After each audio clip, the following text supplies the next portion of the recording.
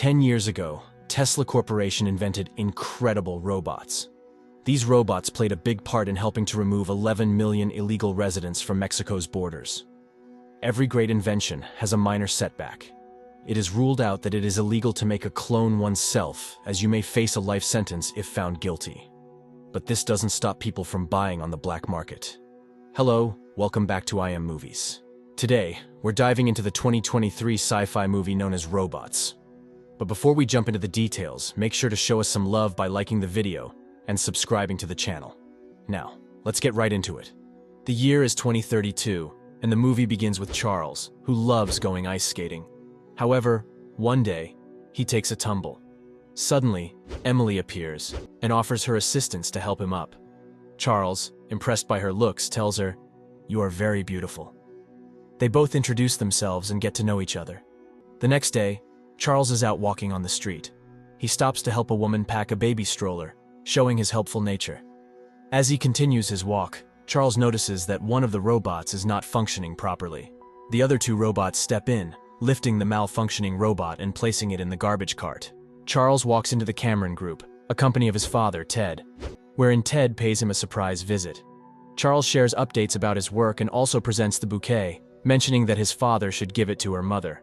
Ted invites Charles for dinner, but Charles reveals that it's his fourth date with Emily tonight. His father notices how much Charles has changed over the past few years and asks if he still thinks about his ex, Francesca. In the midst of their conversation, Charles's half-brother, Ted Jr., arrives. Ted informs him about Charles's new girlfriend, and Ted Jr. offers his congratulations. In the evening, Charles shares a kiss with Emily. Emily wants Charles to come over to her place that night, but Charles says he wants to make their first intimate moment special, so he decides to meet again the next day.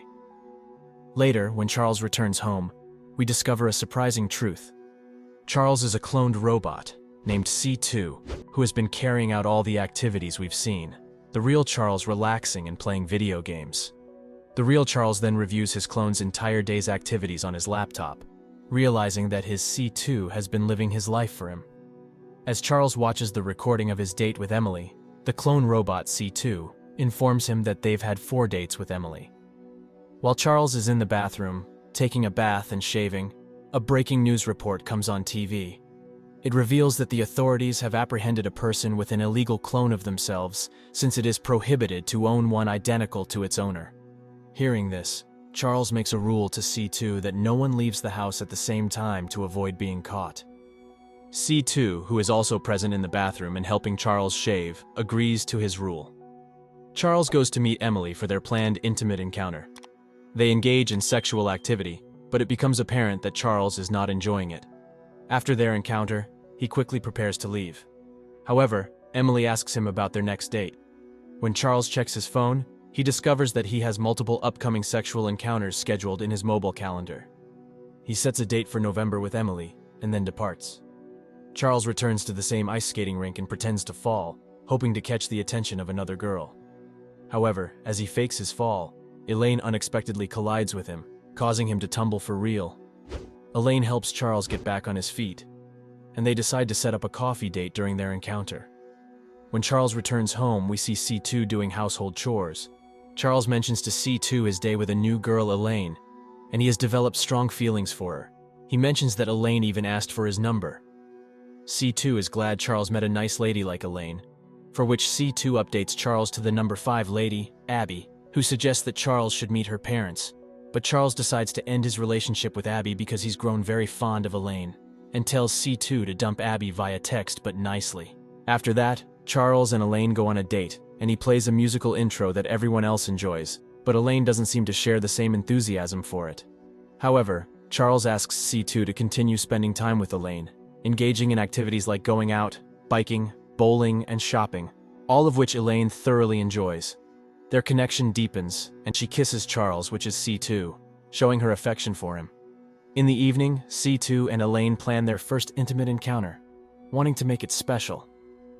They schedule it for the next day and share a passionate kiss. In the following scene, Charles is engrossed in playing a video game when there's a flash of light at the door. Someone claiming to be from the FBI arrives, but Charles quickly recognizes it as his friend, Ashley. He invites him inside. While Charles and Ashley chat, Charles's clone, C2, enters the room, and Ashley pokes fun at him. Ashley vents his frustration about people losing their jobs due to robots like C2. Charles interrupts and informs them that robots now have equal rights to live like humans, and he asks if he hasn't heard about it. Meanwhile, C2 shares the news that Elaine is ready to meet Charles the next day, providing her address. All three of them are excited about this development. After some playful banter, Ashley starts to leave. In a good mood, Charles gives him some money, compliments C2 on his work, and says goodbye. After that, we see Elaine come home to her place. And just like Charles, she also has a clone robot named E2 who manages various tasks for her.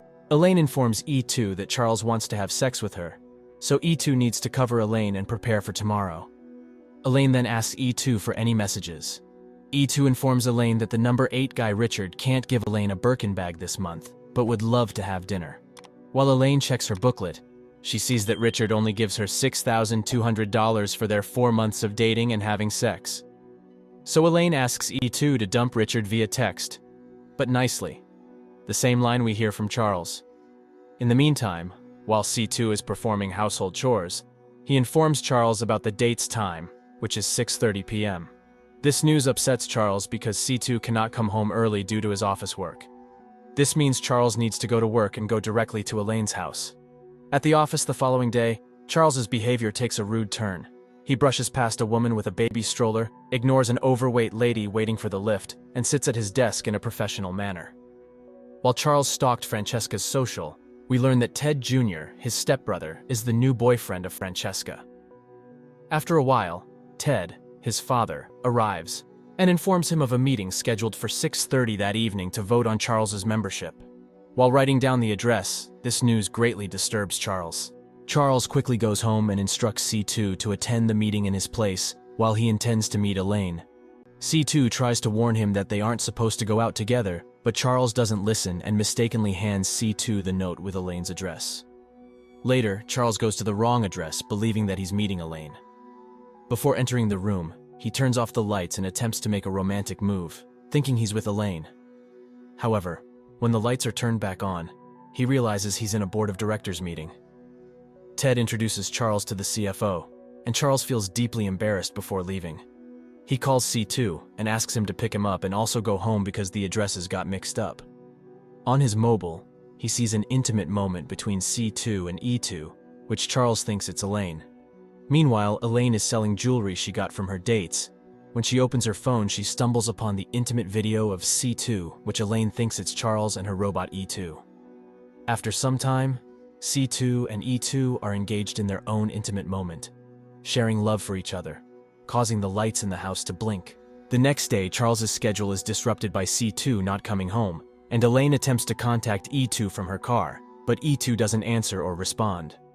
On one side, Charles is struggling to open a medicine bottle without C2's assistance, and he sees a notification from Uber that C2 just used, so he decides to drive to Elaine's house secretly.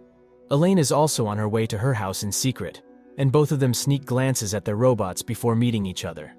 They engage in conversation, but during their interaction, both of them receive simultaneous video calls from their robots.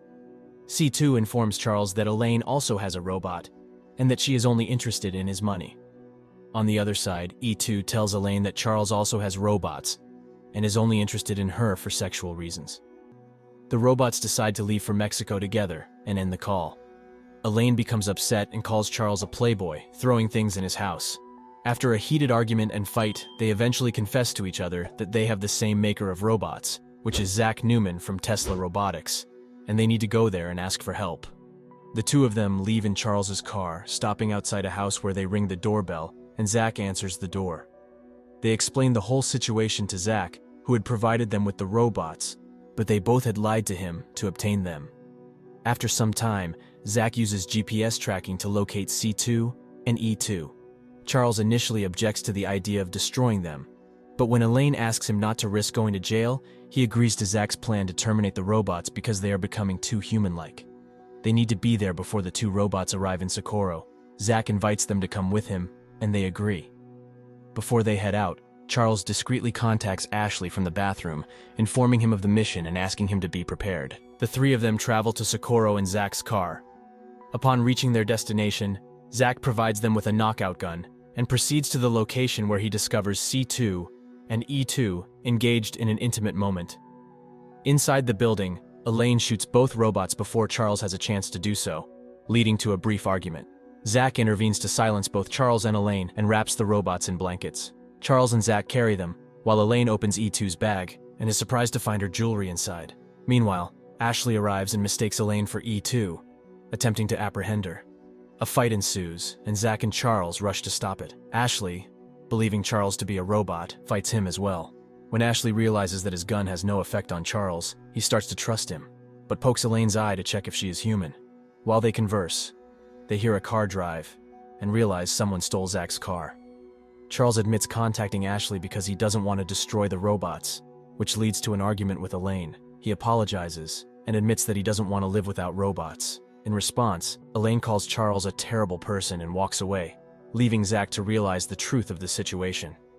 The next morning, Charles's life is disrupted due to C2.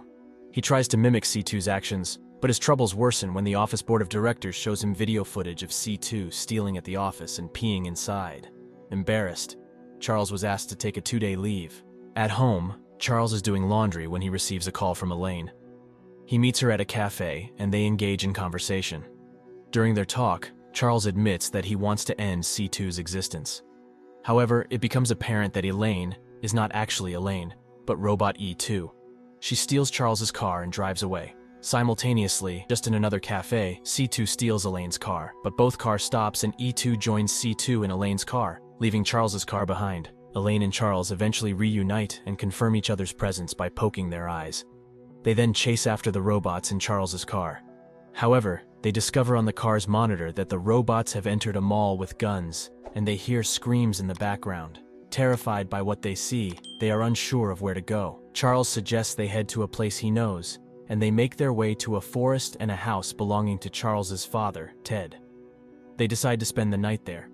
Charles struggles to light a fire in the simple fireplace, but Elaine takes the initiative, gathering wood from outside and using a magazine to start the fire. Elaine inquires about food, and Charles reveals he found some canned items, but doesn't know how to open them.